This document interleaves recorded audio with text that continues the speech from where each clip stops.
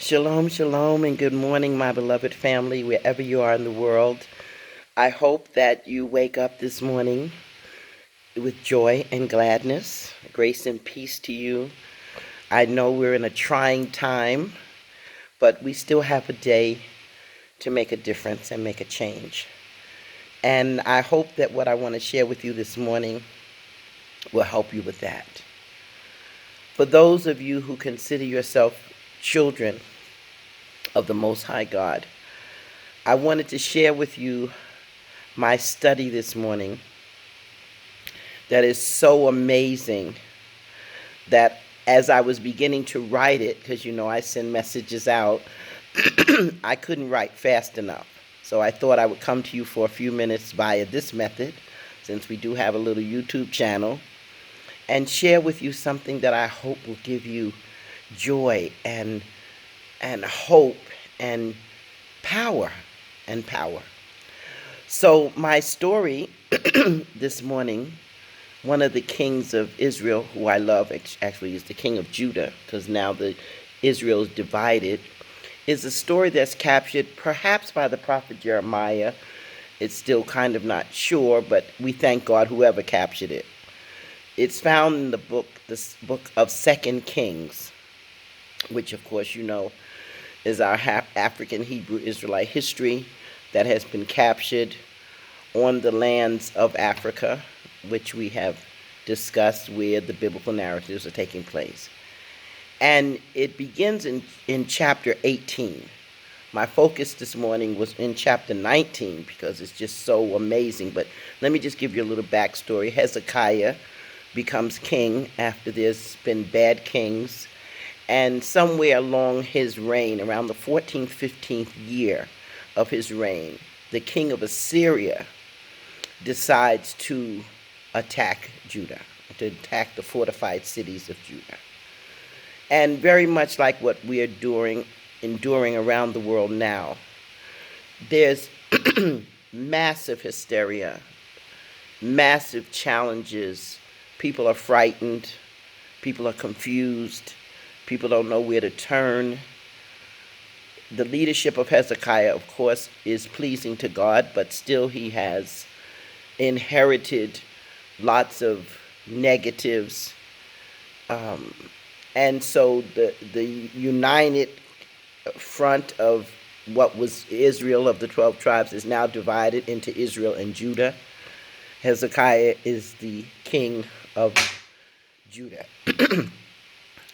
And he tries to sue for peace with the king of Assyria. He tries to make peace, but the king of Assyria has decided that he is going to destroy Judah. And I know for many of us today, we feel like the world around us is being destroyed. And we feel not only fearful, but we feel inadequate. We don't know what to do. And more importantly, we wonder, where is God and what is he doing?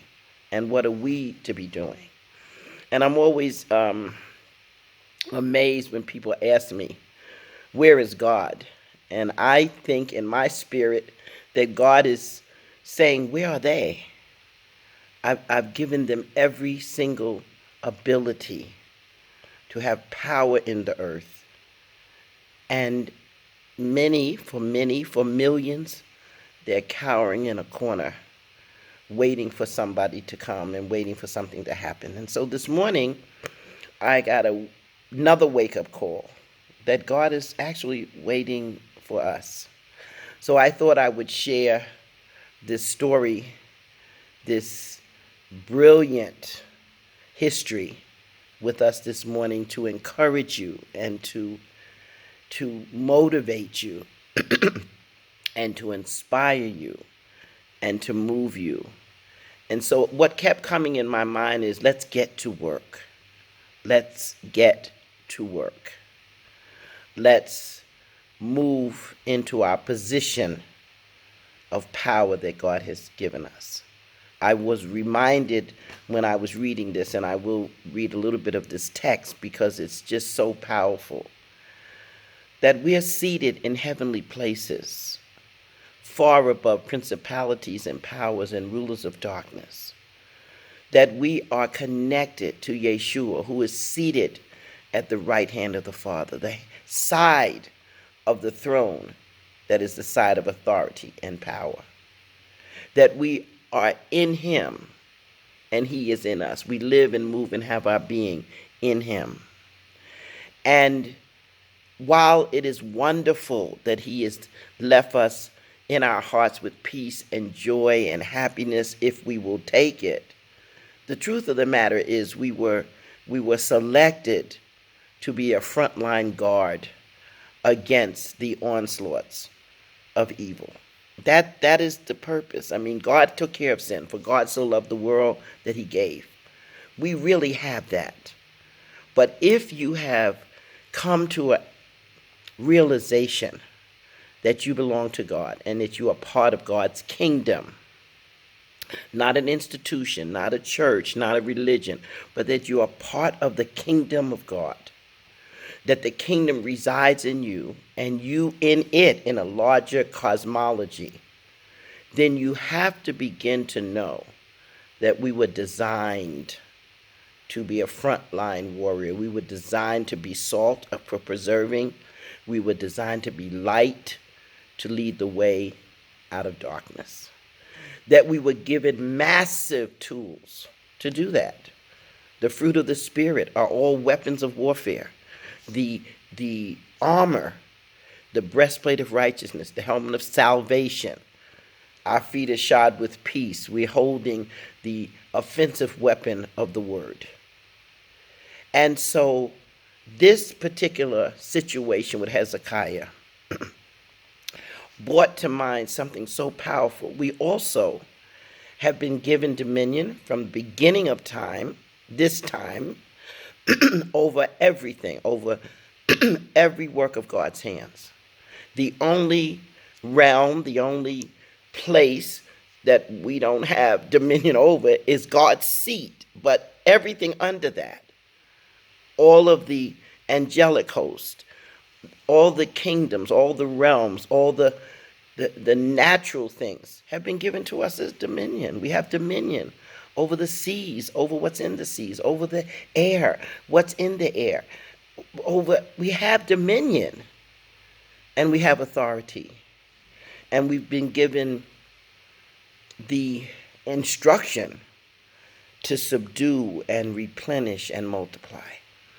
And I think over the centuries of our life, over the millennium of the existence of man, since God gave us this 6,500 years ago in this dispensation, each age, each generation, we keep getting weaker and weaker about what it is we can do. And I must say, the enemy of our soul, these people are dedicated. They're dedicated.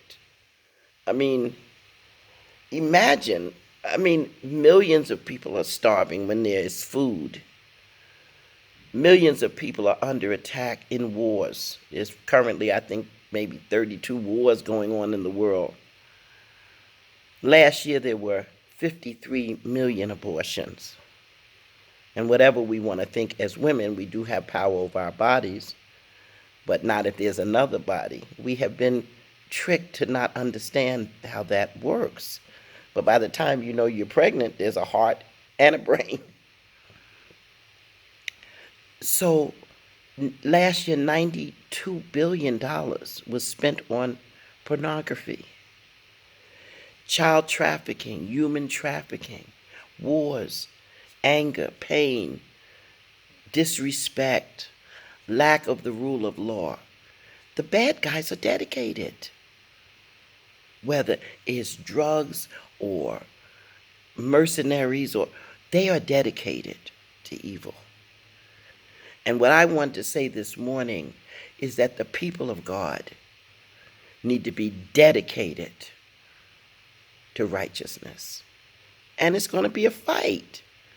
Somehow, I don't know, religion over the years has made us docile, or we weeping and crying, and we're not using the power that God has given us. So this text in Hezekiah, for me this morning, gave me another impetus and another level of realization of the power that God has given us in one of the tools that we have.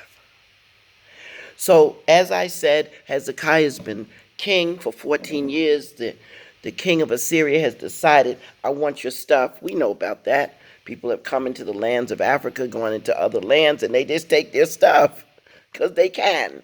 Maybe they're bigger, stronger. They certainly have more material. They certainly have more warfare machines. So Hezekiah does what his first inclination is, to try to sue for peace. And Sennacherib doesn't want to hear it. So this is where we find ourselves in chapter 19 of 2 Kings. So I would like to commend to you 2 Kings chapter 18 and chapter 19. And I'm going to be reading a little bit from chapter 19, which is where our story begins for me this morning. And it came to pass when King Hezekiah heard what was happening, he rent his clothes and he put on sackcloth and ashes. That's on verse 1. But I want to skip over, if I might, all the way to verse, where am I now? Where am I? I want to go somewhere that I don't want you to be with me on. I'm looking at my Bible here.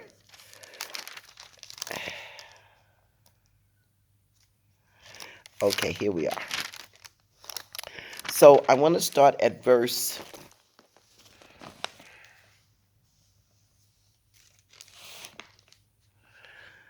Okay, I'm going to have to stop because I have to find out where I'm supposed to be. I'll be right back.